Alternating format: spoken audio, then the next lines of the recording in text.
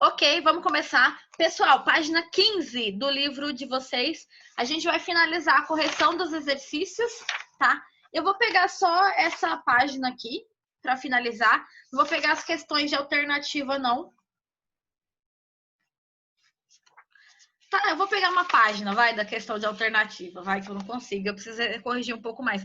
E aí a gente já começa o próximo capítulo que entra em Brasil, América Portuguesa. E a gente vai falar sobre Pombal.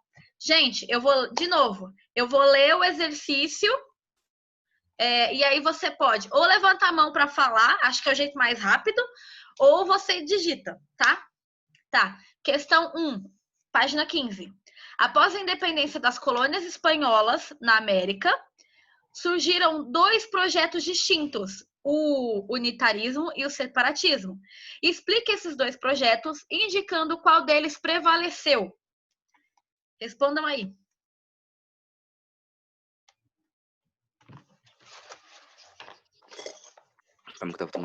Unitarismo, a união das nações em um único Estado. Uniões das nações latinas em um único Estado.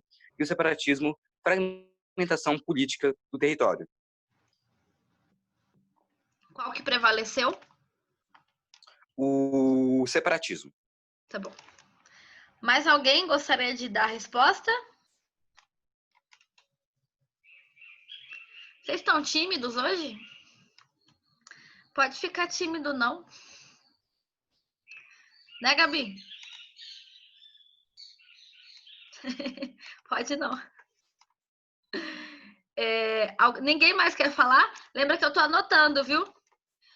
José, o que você colocou nesse exercício? Que página? Página 15, gente. Exercício 1.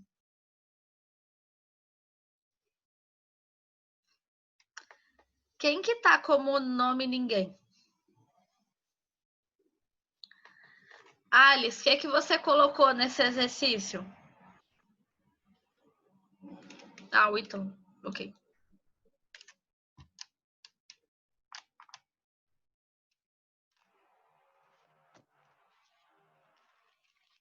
Ítalo, aproveita que você me respondeu. O que você colocou nesse exercício?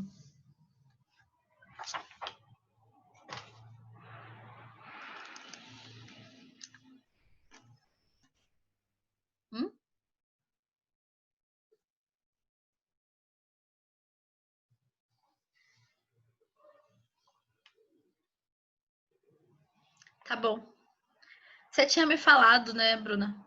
Na semana que vem, você já deve estar colocado as coisas no lugar. Ok, então. Só o Nathan respondeu essa. Questão 2. Ah, tá. Deixa eu responder, né? O projeto. Nossa, o pessoal tá saindo. Ah, não, tá entrando. O projeto unitarista defendia a formação de uma confederação de repúblicas, que criava um vínculo entre as diversas regiões hispano-americanas. Então, era uma confederação. Eles teriam até que uma autonomia, mas ainda seria um território ligado por questões políticas e econômicas, tá? Já o projeto separatista, que prevaleceu, defendia a instituição de repúblicas autônomas e independentes entre si, sem ligações. Tudo bem? Que foi o que de fato aconteceu, né? Tanto que são diversos países ali da América Espanhola. Tá, questão 2. O que foi o caudilismo?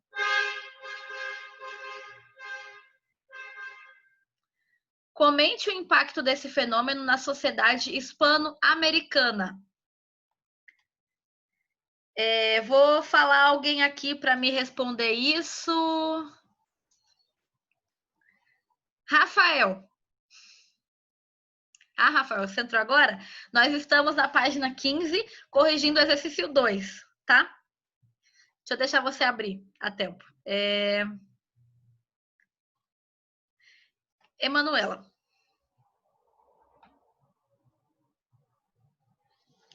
Você pode responder pelo áudio, que eu já ativei, ou digitando, tá? Sara. Também.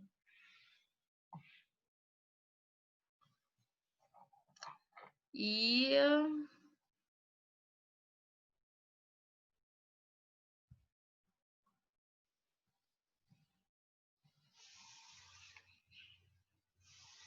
Ah, tá. Entendi.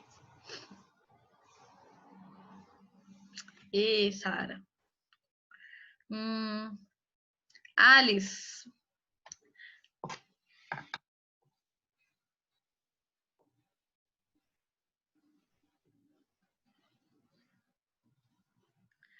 Enquanto o Alice responde, Rafael, ainda estamos esperando a sua resposta.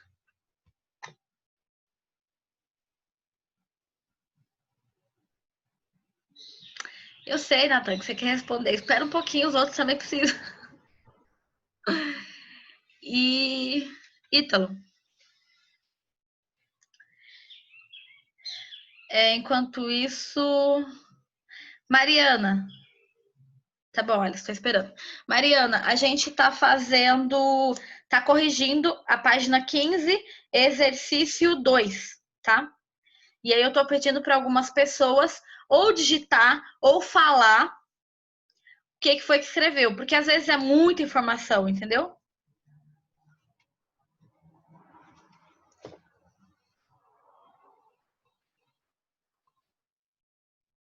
Uhum.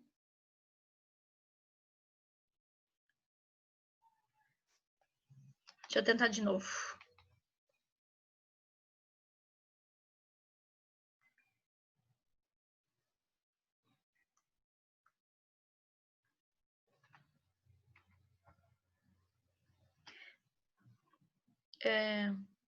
Tá sim.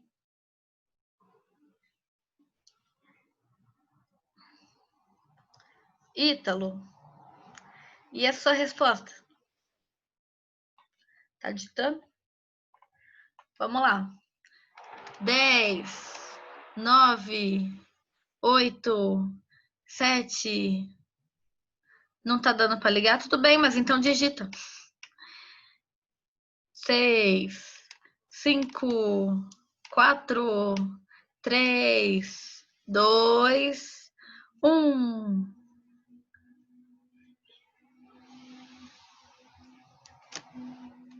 Já digita 3, então. Se você não fez a 2. Para quem entrou agora, Maria Eduarda, estamos corrigindo o exercício 2 da página 15, tá? E a gente vai entrar em Brasil. Resposta: foi um fenômeno de surgimento de líderes políticos e militares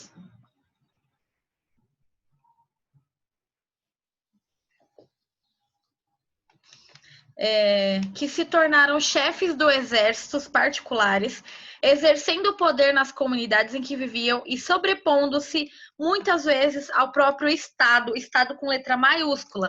Então é a ideia de que ele às vezes tinha mais poder do que o próprio governo, né, o próprio país, ou as leis do seu país. Controlando as leis e as relações sociais em suas comunidades. Os caudilhos dificultaram o estabelecimento de organizações democráticas nos estados hispano-americanos ao longo do século XIX. Tá bom? Então, se você colocou, por exemplo, que eles tinham ligações com questões política, militar, que eles eram uma forma de representação de exército particular e que eles tinham mais poder do que o Estado, muitas vezes, com esses acordos que eles faziam, tá certo. Tudo bem.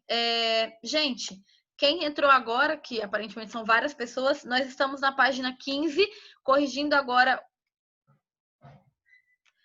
Página 15 ainda corrigindo o exercício, vamos corrigir o exercício 3. Vão colocando aí a resposta de vocês, tá? Tô anotando aqui todo mundo que tá colocando. Do processo de independência nas colônias espanholas na América, resultaram permanências e rupturas históricas. Cite um exemplo de cada um desses casos.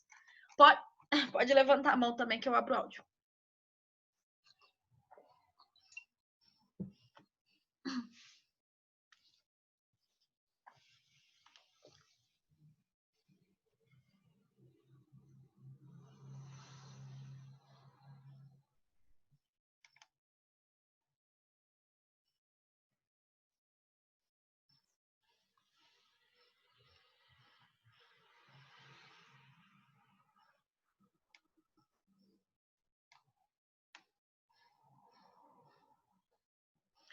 Ninguém quer falar?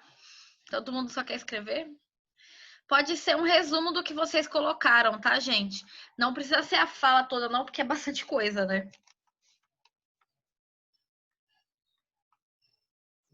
Quando eu leio rápido, é porque eu quero que vocês peguem a ideia, tá? E aí, se vocês não colocaram algo parecido, vocês conseguem arrumar.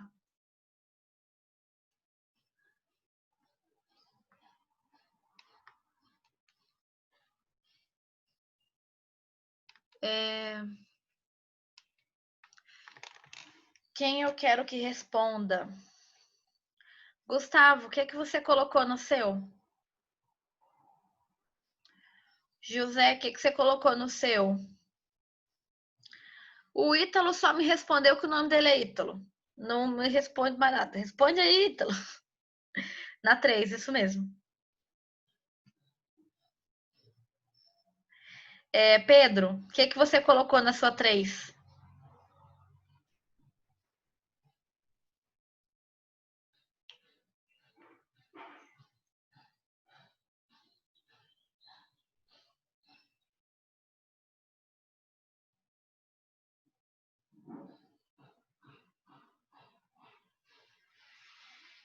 Não.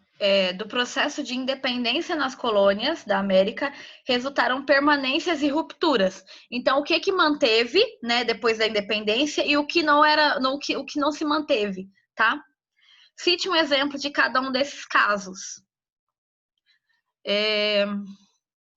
Por exemplo, durante, que eu não posso responder ainda, mas durante um período da América Espanhola, ela tinha uma característica, né? As pessoas tinham uma estrutura social bem marcada.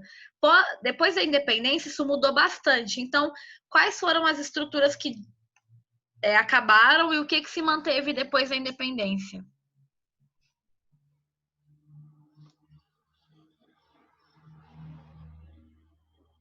10, 9, 8, 7, 6, 5, 4, 3, 2, 1.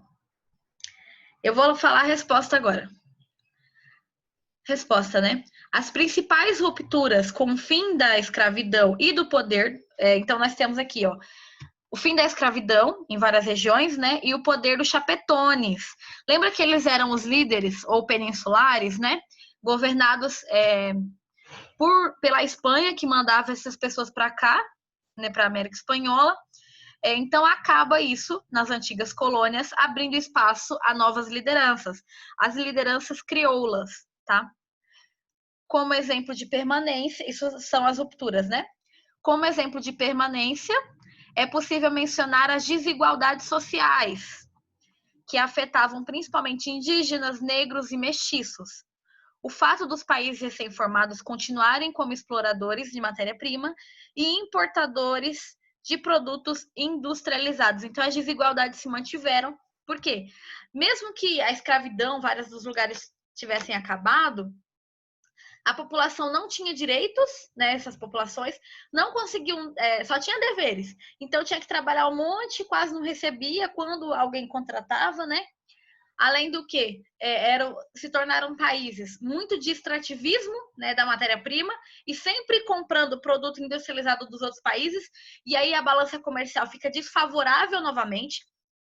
Quando você pensa que eles estão comprando produto muito caro, porque é um produto industrializado, e vendendo produtos muito baratos, tá? Com a matéria-prima. Gente, página 16.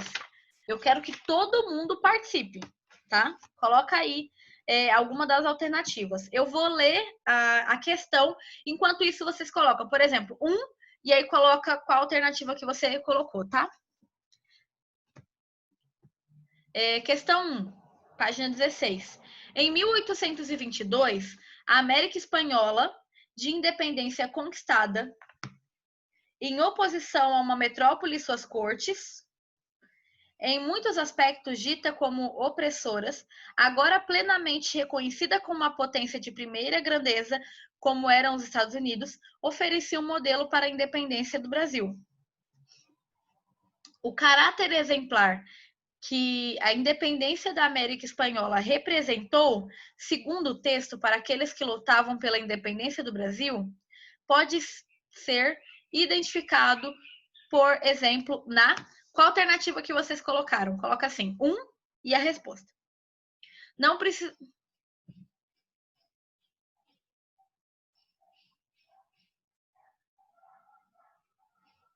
Eita.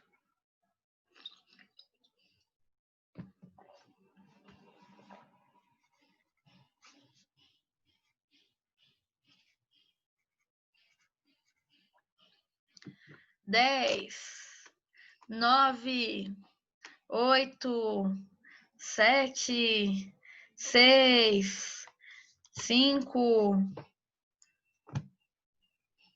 Aquela pessoa que vai depois do 5, não, é que eu comecei a ler aqui e me perdi na contagem.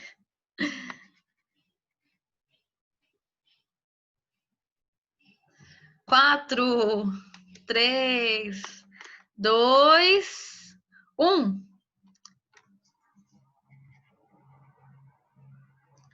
A resposta certa é a C.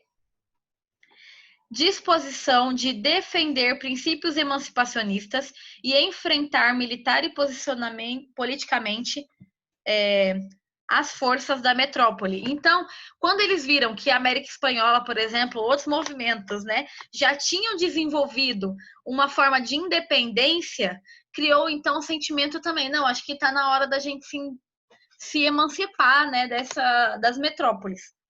Lembrando que, diferente do processo de independência deles, que foram pessoas das classes, né, tanto dominantes quanto as classes dominadas, no quesito Brasil, foi a classe dominante que fez a independência, né? Não fomos nós, diretamente. Exercício 2. Já vão colocando aí, 2 e aí alternativa. Gente, todo mundo pode colocar, tá?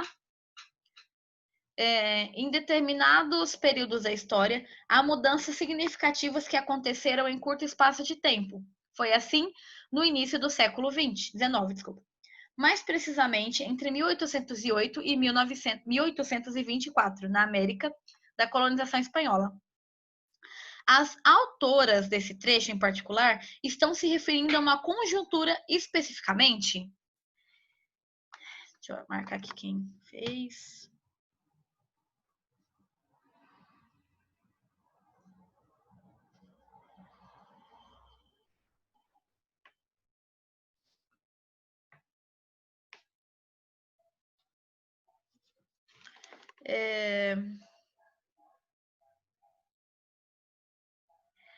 José, o que você colocou na sua alternativa? Giovana, o que você colocou na sua alternativa da 2? Maria Luísa, o que você colocou na alternativa da 2? Mariana, o que você colocou na alternativa da 2? Igor, o que você colocou na alternativa da 2?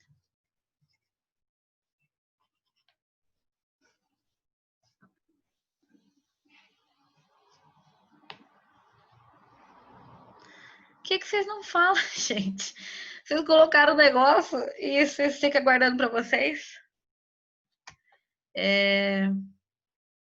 Rafael, o que você colocou na alternativa da 2? Alice, o que você colocou na alternativa da 2? Coloquei a letra A, pô. Olha, ligou o áudio.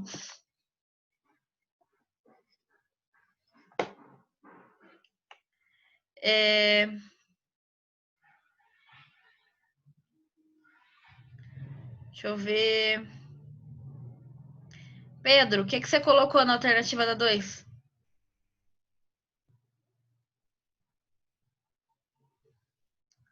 O José não tá me respondendo.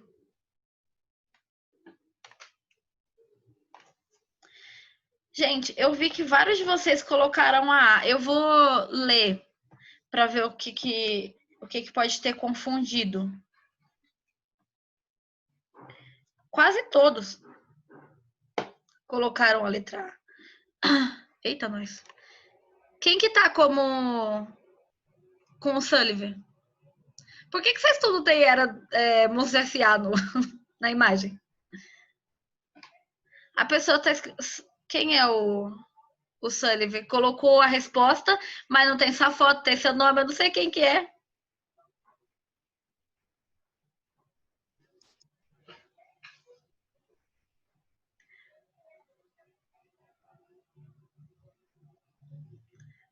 Alguém sabe?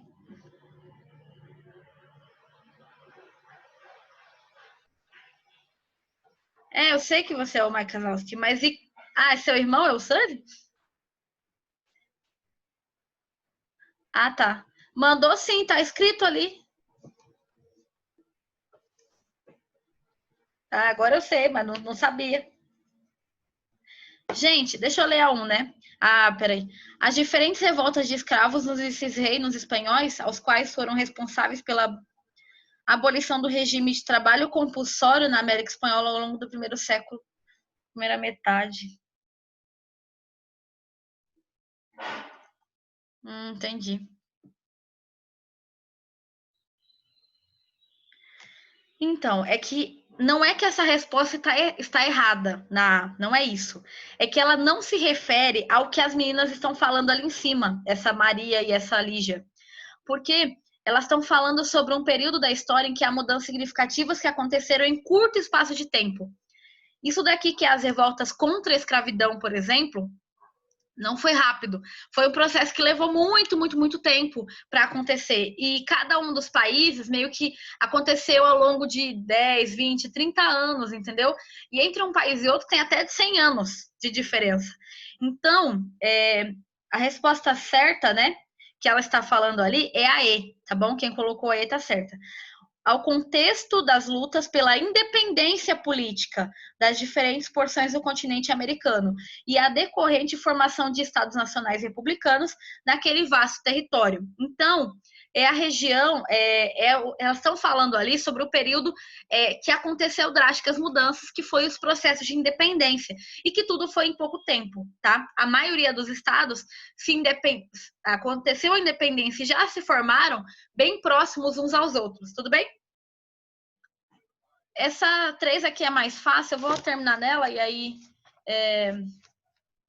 a gente passa pelo menos para o primeiro slide do outro. Então, o século XIX foi o século de efervescência nacionalista na Europa, marcado pela implantação de instituições da Revolução Francesa e pelo desenvolvimento das forças produtivas via Revolução Industrial Inglesa. A ruptura com o processo econômico do Novo Mundo se deriva dessas revoluções europeias. Surge uma coleção de nações com variados processos genéticos e padrões de construções diferentes. Carlos Lessa, né?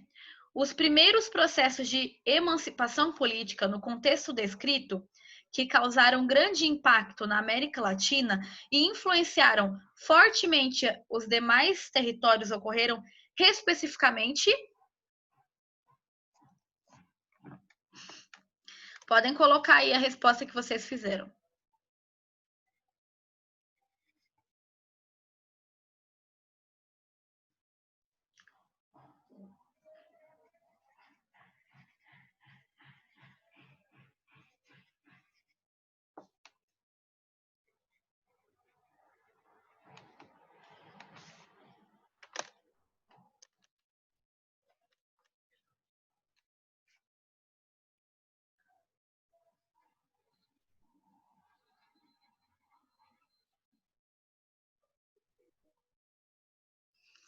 Dez, 9, 8, 7, 6, 5, 4, 3, 2, 1.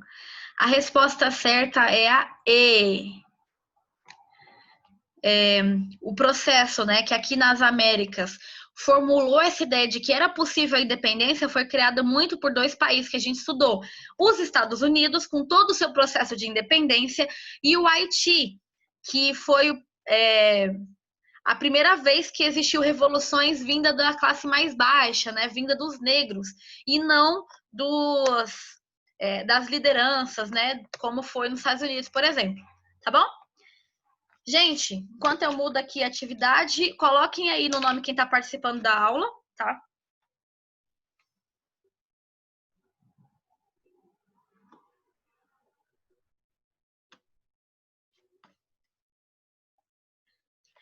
América Portuguesa. Então, mais conhecido como Brasil. Antes de falar sobre aquelas coisas que o livro traz, eu gostaria de falar com vocês algumas outras questões, tá bom?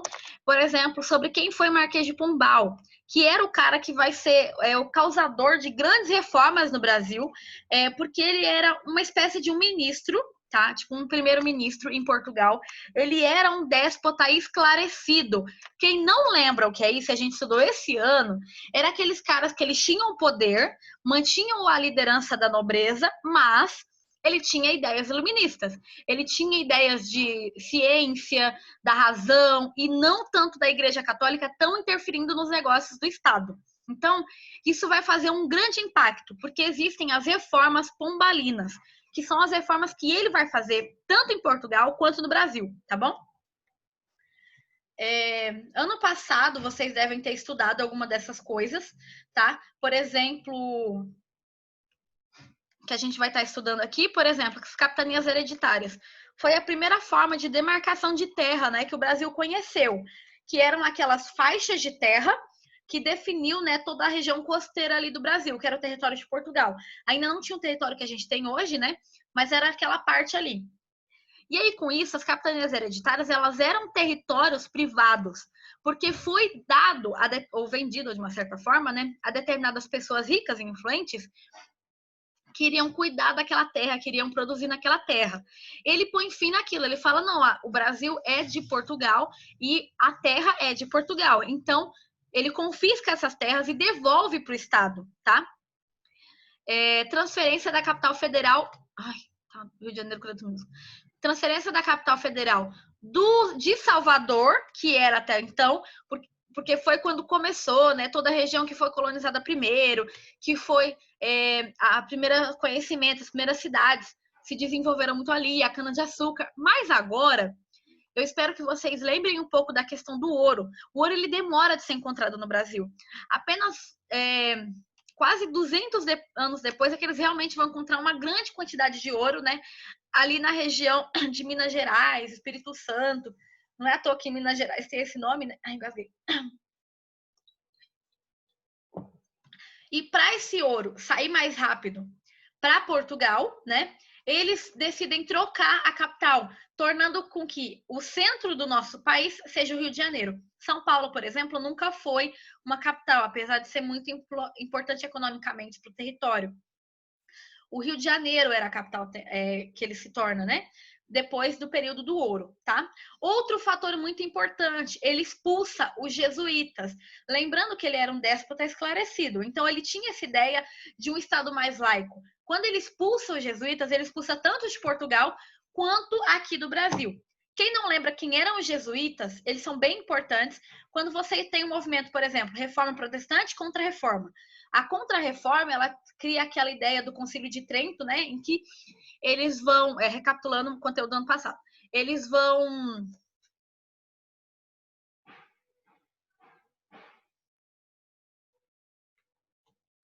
Gente, coloca os nomes de vocês aí, coloquem os nomes. Acho que não tem todo mundo, não. Natan, Gustavo, Maria Isabel, Pedro, Eduarda, Rafael, Bruna, Maria Luísa, Guilherme, Maria Eduarda, José, Igor, Sara, Alice, mais alguém? Tá, os jesuítas que eu tava falando, né? Eles são uma companhia, então, que vão evangelizar o mundo para voltar, né, o catolicismo forte. Então, eles vêm para o Brasil pacificando os índios por meio do catolicismo, aumentando o número de católicos, né, para a religião católica e dando escola. Então, quando eles expulsam os jesuítas aqui, a educação vai ficar a cargo do Estado e não mais da igreja, tá? Acho que acabou a aula. Gabi Martins. Mais alguém? Muito obrigada, gente.